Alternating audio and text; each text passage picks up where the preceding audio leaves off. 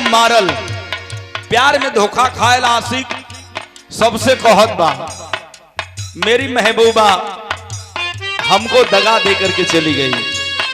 जैसे पूरा वायरल बा इस समय एसडीएम ज्योति मौर्य बारे आलोक मौर्य पढ़ाया लिखाया लेकिन दगाबाज हो गई। उसी कहत बा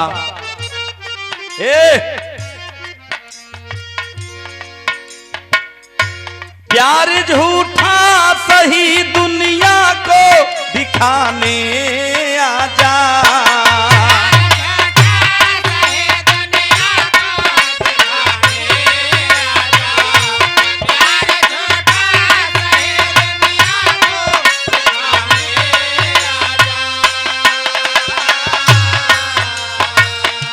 प्यार झूठा सही दुनिया को दिखाने आजा, तुम किसी और से मिलने के बहाने आजा।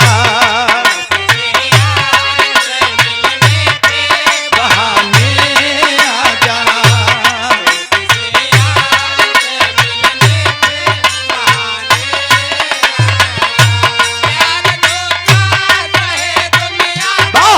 बारे गणेश भैया मिजाज में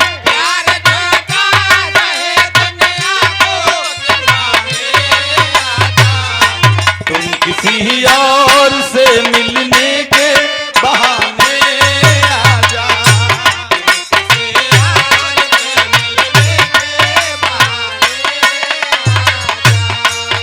आजा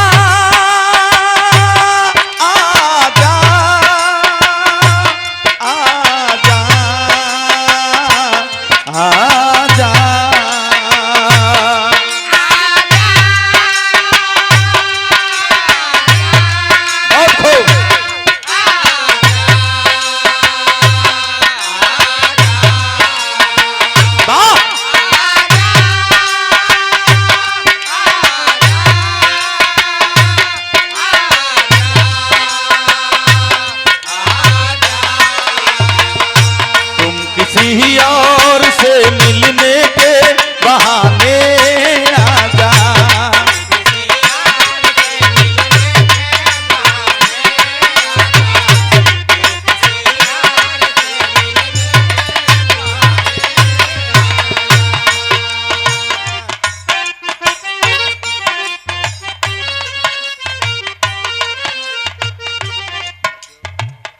ज्यादा छेड़ा मत भाई तोरा ए मास्टर।